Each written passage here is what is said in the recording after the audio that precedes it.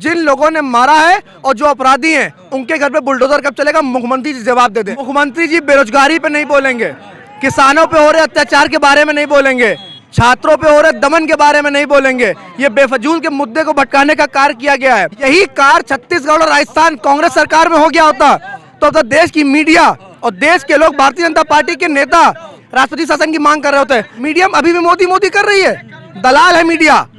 अगर माफिया मिट्टी में मिल गए थे तो ये 3 लोग कहाँ से आ गए?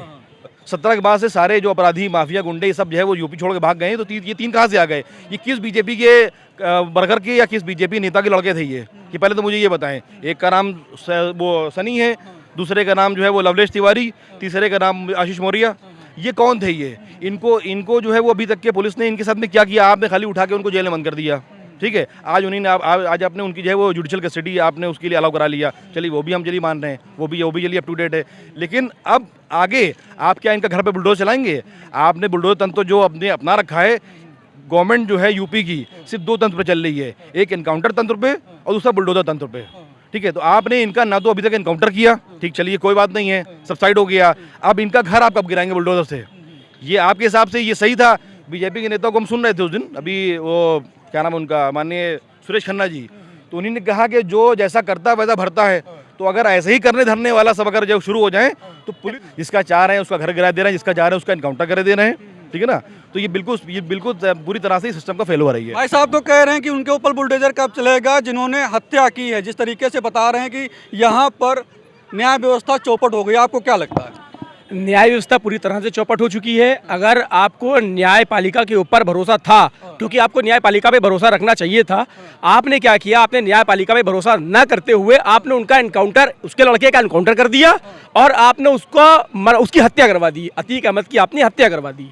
जब आप उसको न्यायपालिका जब देख रही थी, उसे सजा दे दी न्यायपालिका ने, तो आपने उसकी हत्या क्यों करवाई? मेरा इतना सा सवाल है। आपको लगता है कि इसकी साजिश के तहत हत्या हुई है? साजिशन हत्या हुई है। 17 पुलिस वाले कस्टडी में लेकर के आते हैं, 3 लोग वहां पर आते हैं, किसी पुलिस वाले की उसके ऊपर नजर नहीं पड़ती है। अच्छा, फिर आप बात करते हैं आपने असद के साथ क्या किया?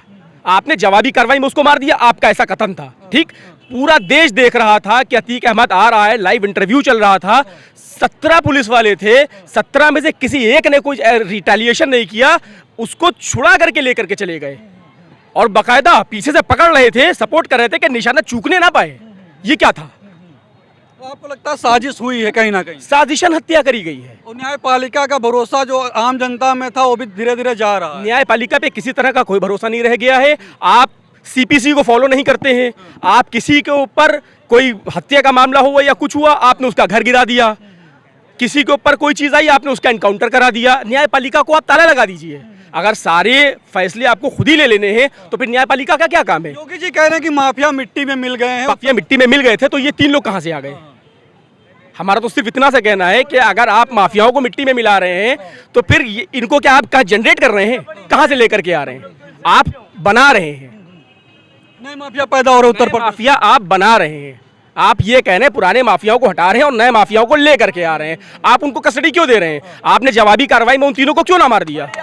आपको जवाबी कार्रवाई में उन तीनों को मार देना चाहिए था। आपने ऐसा किया नहीं किया। आप एक तरफ न्यायपालिका पे उन तीनों को लेकर के जा रहे हैं जिन्होंने लाइव मर्डर किया, हत्या करी, आप उनको जुडिशियल कस्टडी में ले रहे हैं, और जिसके ऊपर सजा हो गई थी आप उसका एनकाउंटर करवाए दे रहे हैं। क्या तरीके हैं ये?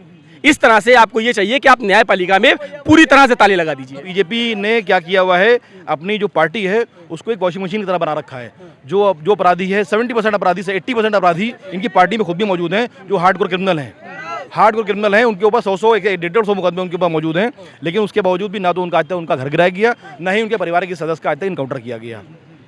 तो ये मतलब ये कहीं आपको लगता है कि एक जो कार्रवाई हो रही है देख सुन के हो रही है? कार्रवाई हो रही है, एक तरफा कार्रवाई है।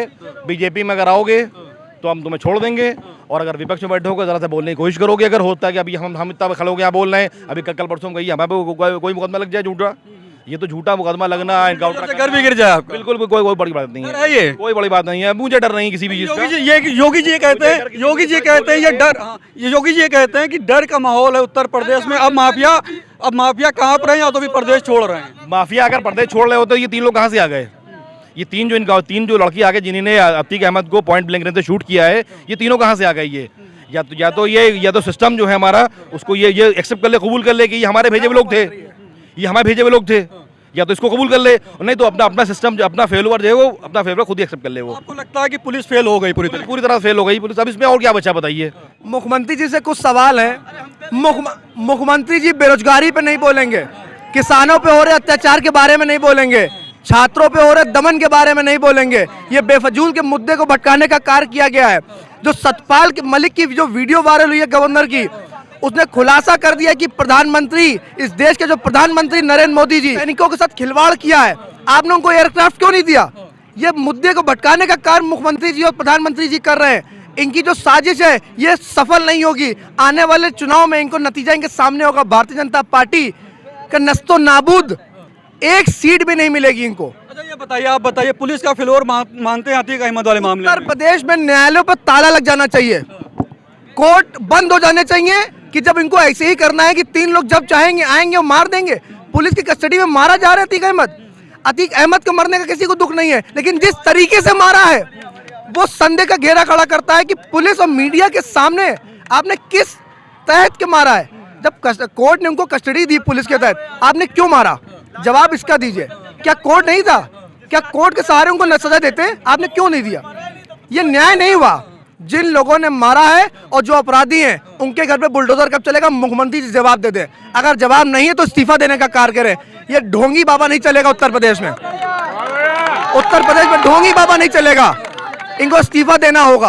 अच्छा, इस्तीफा मांग रहे, राष्ट्रपति शासन की मांग कर रहे हैं क्या उत्तर प्रदेश में? राष्ट्रपति अगर यही कार छत्तीसगढ़ और राजस्थान कांग्रेस सरकार में हो गया होता तो देश की मीडिया और देश के लोग, भारतीय जनता पार्टी के नेता राष्ट्रपति शासन की मांग कर रहे होते हैं। लेकिन उत्तर प्रदेश में मौन क्यों साधे हैं? ये चुप्पी इनकी तोड़नी होगी और मुख्यमंत्री को इस्तीफा देना होगा। आपको लगता है कि मीडिया भी सही से काम नहीं कर पा रही? बिल्कुल नहीं कर पा रही। मीडिया के सामने 3 लोगों को, अतीक अहमद को मारा जा रहा है, 3 लोग आके मार रहे, मीडिया कुछ कर नहीं रही है। पुलिस के सामने मारा जा रहा है, मीडिया अभी भी मोदी मोदी कर रही है। दलाल है मीडिया, गोदी मीडिया है। मीडिया को वापस जाना चाहिए।